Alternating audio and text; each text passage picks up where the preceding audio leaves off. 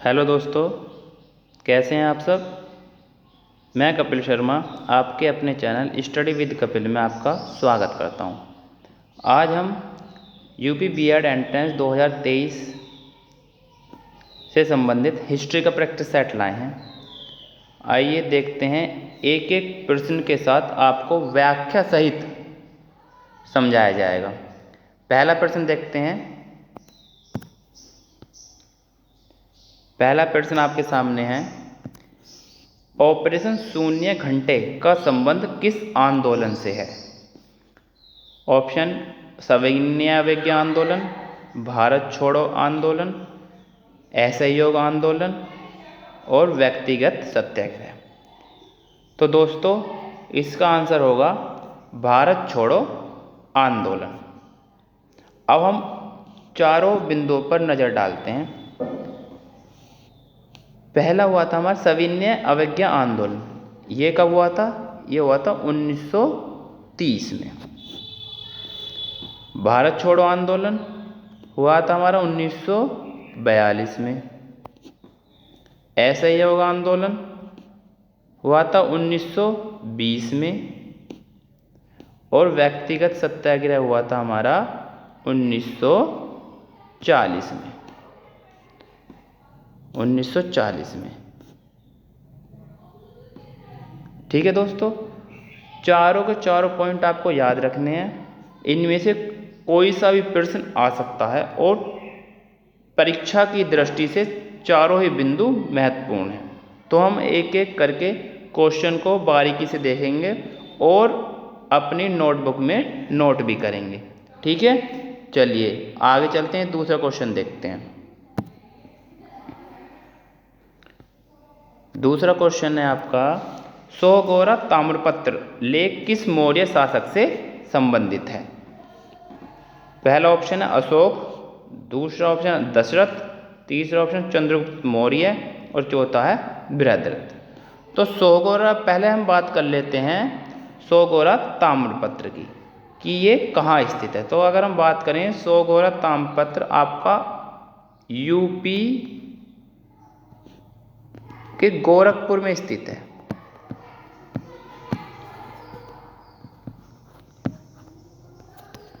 ठीक है दोस्तों, अगर आपसे पूछा जाए कि सोगोरा ताम्रपत्र का संबंध किस जिले से है, तो गोरखपुर जिले से है। और किस राज्य से संबंधित है, तो उत्तर प्रदेश राज्य से संबंधित है। तो अब देखते हैं सोगोरा ताम्रपत्र किस मौर्य शासक से संबंधित है। तो इसका आंसर होगा ऑप्शन सी, चंद्रगुप्त मौर्य। तो किससे संबंधित है? सोगोरा ताम्रपत्र चंद्रगुप्त मौर्य से संबंधित है। ठीक है फ्रेंड्स, आगे चलते हैं नेक्स्ट क्वेश्चन पर, क्वेश्चन नंबर 3 पे।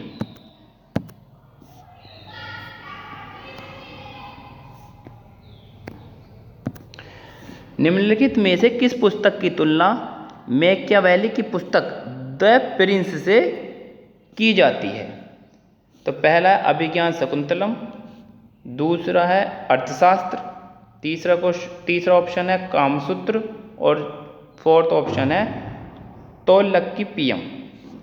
ठीक है फ्रेंड्स, तो हम इसका आंसर होगा कि निम्नलिखित में से किस पुस्तक की तुलना मैकियावेली की पुस्तक द प्रिंस से की जाती है। तो इसका आंसर होगा अर्थशास्त्र। अब हम अर्थशास्त्र के बारे में बात करते हैं। अर्थशास्त्र के लेखक कौन है? अर्थशास्त्र के लेखक कौन है? चाणक्य।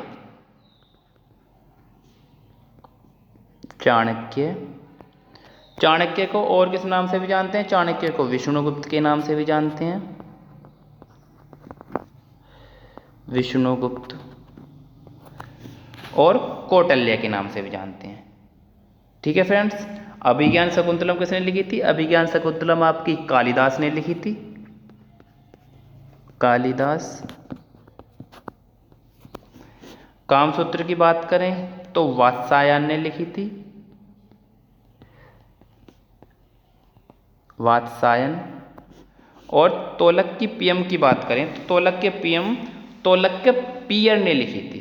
तो इसका तो बहुत आसान है, तोलक्कीपियम पुस्तक होगी और तोलक्कीपियर लेखक के नाम हो गए।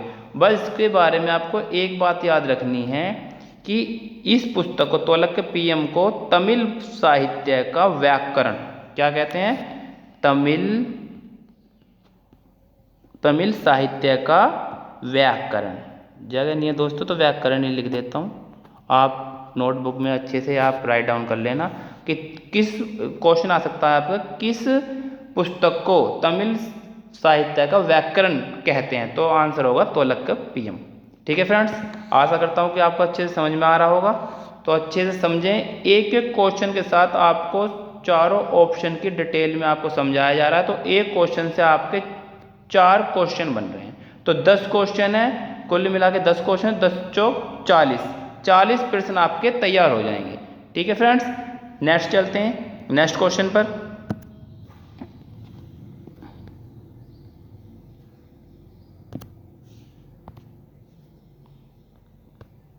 यह आपका आ गया 4th question. Hindustan republication association HRA की स्थापना कहाँ की गई थी? तो HRA की स्थापना कहाँ की गई है आपकी? कानपुर में, नागपुर में, दिल्ली में या लाहौर में? तो अगर हम बात करें हिंदुस्तान रिपब्लिकेशन एसोसिएशन, सबसे पहले बात करते हैं कि इसकी स्थापना कब की गई थी। तो इसकी स्थापना 1924 में की गई थी। और कहाँ की गई है? तो इसका आंसर होगा कानपुर। ठीक है फ्रेंड्स, तो हिंदुस्तान रिपब्लिकेशन एसोसिएशन की स्थापना कहाँ की गई थी? कानपुर में की गई थी। नेक्स्ट क्वेश्चन,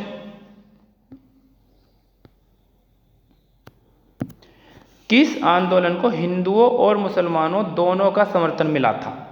तो ऑप्शन है चंपारण सत्याग्रह, असहयोग आंदोलन, भारत छोड़ो आंदोलन या सविनय अवज्ञा आंदोलन। तो फ्रेंड्स इस क्वेश्चन का आंसर तो होगा आपका ऑप्शन बी, असहयोग आंदोलन। क्या होगा फ्रेंड्स? असहयोग आंदोलन।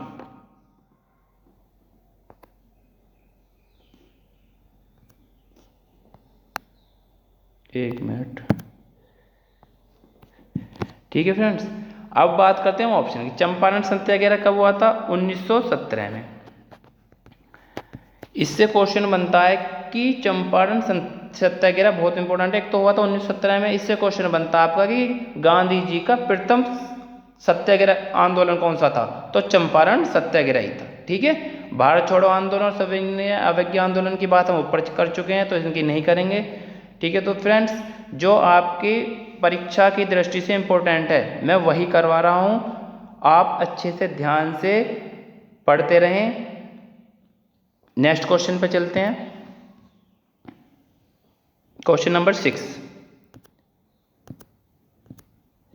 निम्नलिखित में से किस कांग्रेस अधिवेशन में पूर्ण स्वराज्य की घोषणा की गई थी? ऑप्शन है अहमदाबाद में, कोलकाता में, लाहौर में या लखनऊ में। तो अब बात करते हैं कि पूर्ण स्वराज्य की घोषणा किस अधिवेशन में की गई थी। तो इसका ऑप्शन तो हो गया ऑप्शन नंबर सी, लाहौर अधिवेशन में। किस में की गई थी? लाहौर अधिवेशन में। ठीक है फ्रेंड्स, अब हम बात करते हैं कि कांग्रेस अधिवेशन की में पूर्ण स्वराज्य की घोषणा कब की गई थी। तो कब की गई थी? 1929 में। ठीक है फ्रेंड्स, कब की गई थी? 1929 में। और कहाँ की गई थी? लाहौर अधिवेशन में की गई थी। ठीक है फ्रेंड्स, नेक्स्ट चलते हैं।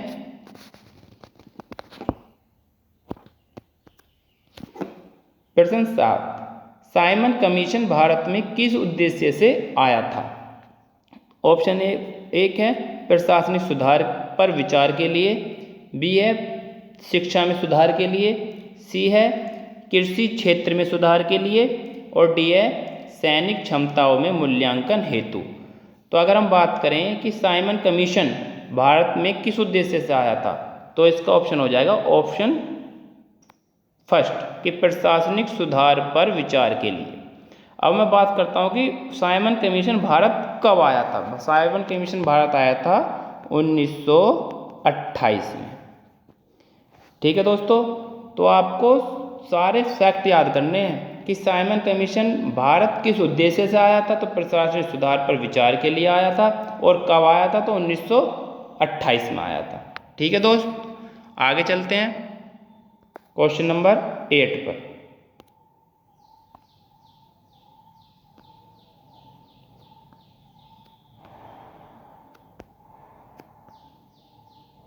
चलिए, क्वेश्चन नंबर 8 कहता है निम्नलिखित युग्मों में कौन एक सुमेलित नहीं है। देखिए फ्रेंड्स, ये जो नहीं है इसको आपको ध्यान से पढ़ना है। इसमें नहीं है पूछ रहा है। कभी कभी गलती हम कर देते हैं कि इसमें जल्दी जल्दी में पढ़ लेते हैं कौन सुमेलित है, और हम जल्दी में एक देखते हैं कि हाँ भाई मालका अग्निमित्र कालिदास की है, मुद्राक्षर विशाखदत्त की है, तो एक लगा देते हैं, ये सही हो गया। बट हमें ध्यान रखना है कि नहीं है। तो कौन सा नहीं है, अब देखिए ऑप्शन फर्स्ट कहता है कपूर मंजरी हर्ष ने लिखी है, मालकाविग्निमित्र कालिदास, मुद्रा राक्षस विशाखदत्त और सौंदरानंद अश्वघोष। तो हम देखेंगे किस कौन सुमेलित नहीं है, तो इसमें ऑप्शन आपका प्रथम ही सुमेलित नहीं है।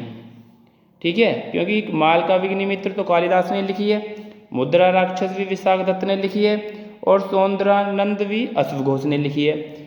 तो कपूर मंजरी किसने लिखी है, कपूर मंजरी लिखी है आपकी राजशेखर ने। किसने लिखी है, राजशेखर ने। ठीक है फ्रेंड्स, राजशेखर ने लिखी है। अगर मैं बात करूं हर्ष की, तो हर्ष ने कौन कौन सी लिखी है, हर्ष ने लिखी है फ्रेंड्स आपकी नागानंद लिखी है, रत्नावली लिखी है